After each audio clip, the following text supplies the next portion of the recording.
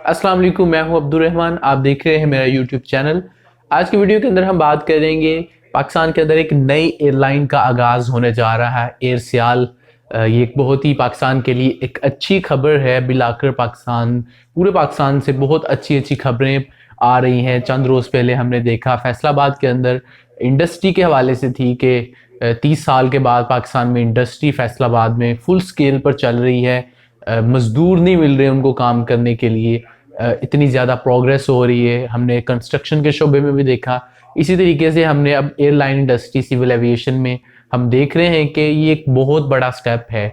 कुछ साल पहले तक जहाँ तक पाकिस्तान में बहुत ज़्यादा मायूसी थी बिजनेसमैन में, जो कारोबारी लोग हैं वो बहुत ज़्यादा डर रहे थे पैसा लगाने के लिए, और जो पैसा वो ऑलरेडी लगा चुके थे उसके हवाले से भी उनको काफ़ी ज़्यादा कंसर्न्स थे। हुकूमत उनकी बात नहीं सुन रही थी।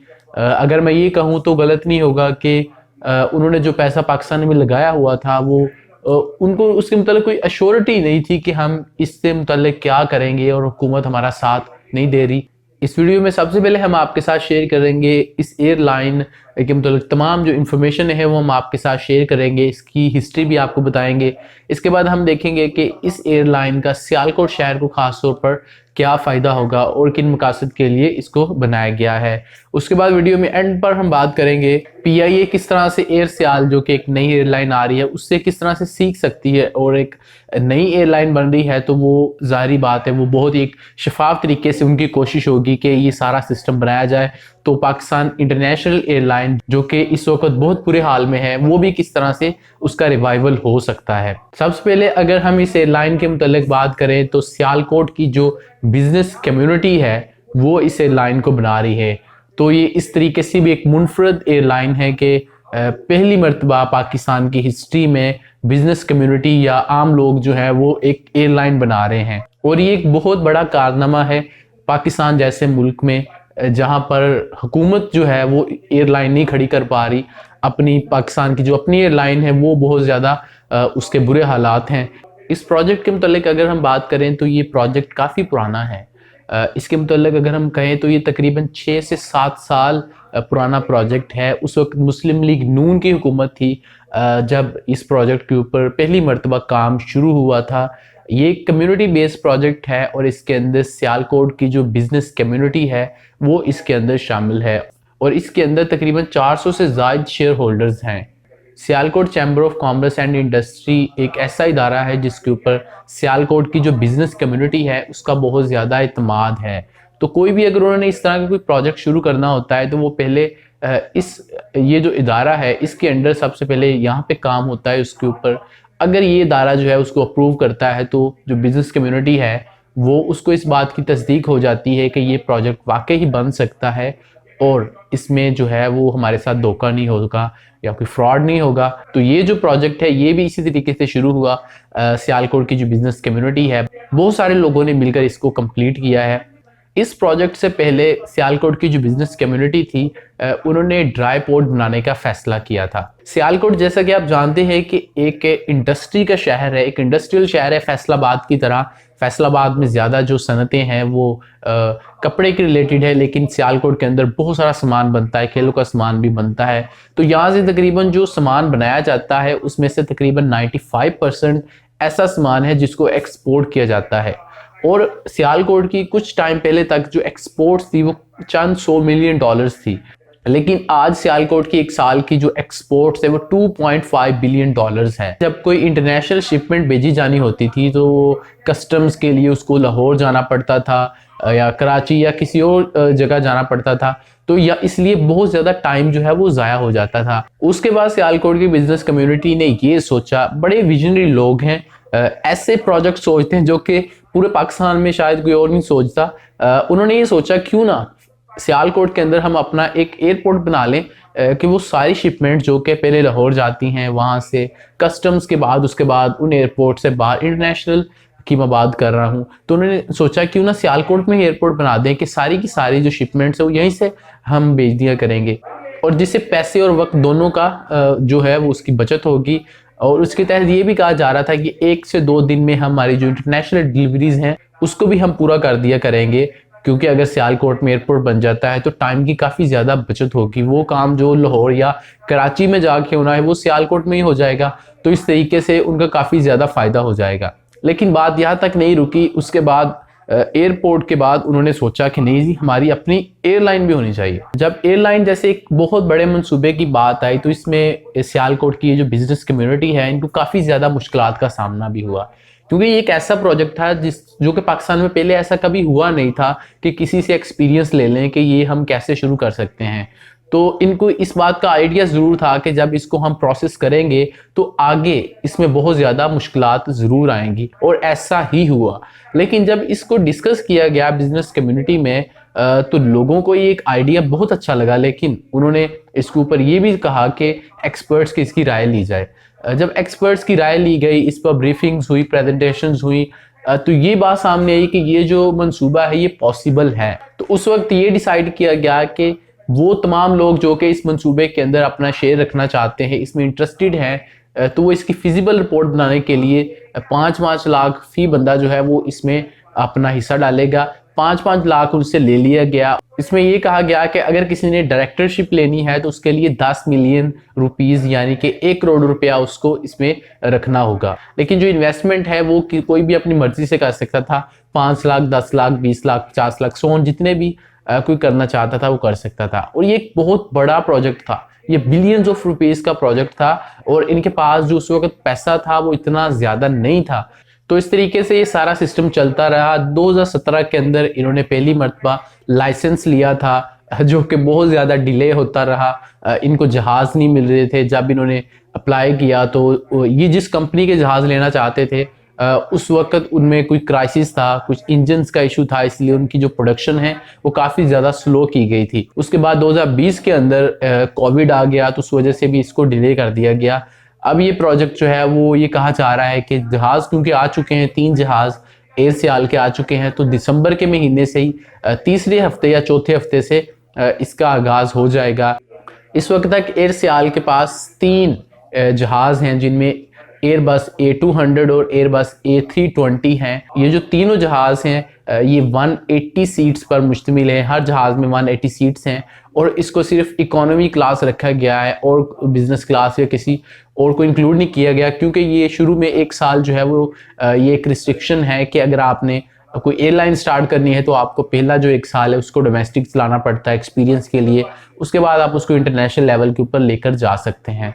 तो डोमेस्टिक के अंदर ज़्यादातर इकोनॉमी क्लास ही पाकिस्तान में चलती है, तो इस वजह से इन तीनों जहाज़ों में सिर्फ इकोनॉमी के ही मुसाफिर ही सफ़र कर सकेंगे। इस एयरलाइन का जो मेन हेड ऑफिस है वो कराची में होगा, और कराची से ही इसको ऑपरेट किया जाएगा। शुरू में एयर सियाल की हर रोज़ 3 परवाज़ें कराची से लाहौर और 3 इस्लामाबाद की तरफ होंगी, और हफ्ते में 3 परवाज़ें एयर सियाल की कराची से सियालकोट और पेशावर की तरफ 3 से 4 फ्लाइटें चलाई जाएंगी। उसके बाद जब इनके पास जहाज़ों की तादाद बढ़ जाएगी तो ये शायद और भी शहरों की तरफ अपनी जो परवाज़ें हैं उनको बहाल कर सकेगी। इस वक्त ये जो 3 जहाज़ इन्होंने लिए हैं तकरीबन 18 मिलियन US डॉलर्स इसके ऊपर इनका सिर्फ जहाज़ खरीदने के ऊपर इतना खर्चा आया है। अब हम बात करते हैं कि इस एयरलाइन के पाकिस्तान में शुरू होने से जो सियालकोट है उसको कितना ज़्यादा फ़ायदा होगा। जैसा कि हमने वीडियो में पहले बात की कि सियालकोट एक इंडस्ट्रियल सिटी है, दुनिया में बहुत ज़्यादा मशहूर है। सियालकोट के बने हुए जो फुटबॉल है वो ओलंपिक्स तक में यूज़ होते हैं। तो यहाँ से अंदाज़ा लगाया जा सकता है कि सियालकोट में किस क्वालिटी और किस स्टैंडर्ड की चीज़ें बनाई जाती हैं, और ये चीज़ें जो मैन्युफैक्चर की जाती है इनमें से ज़्यादातर 95% से भी ज़्यादा जो है वो उनको एक्सपोर्ट किया जाता है। सियालकोट या इस तरह के जो दूसरे बड़े सनती शहर हैं, यहाँ पर अगर इस तरह के मंसूबे बनाए जाएंगे, इस तरह की एक्टिविटीज़ होंगी तो ये पाकिस्तान के लिए बहुत अच्छा है। सियालकोट जो है वो एक अच्छा यहाँ पर सिस्टम है, ये सारा इतनी ज़्यादा बिजनेस कम्युनिटी यहाँ पर है, इतनी बड़ी यहाँ पर इंडस्ट्री है। अब 2.5 बिलियन डॉलर्स की यहाँ पर एक्सपोर्ट है, लेकिन अगर हुकूमत इसको फैसिलिटेट करती है, जो कि अब हुकूमत जो इस वक्त की हुकूमत है वो इस शोबे के अंदर बहुत ज़्यादा काम कर रही है। हमने देखा फैसलाबाद के अंदर जो इंडस्ट्री है वो भी फुल पीक पर चल रही है 100%। इसी तरह 9 दिसंबर को प्राइम मिनिस्टर यानी कि आज सियालकोट का दौरा भी कर रहे हैं। इस एयरलाइन के हवाले से एक तकरीब से वो संब्रयाल में खिताब भी करेंगे, उसमें शिरकत करेंगे। और हुकूमत ने फैसला किया है कि जितने भी बड़े सनती शहर हैं उनमें जो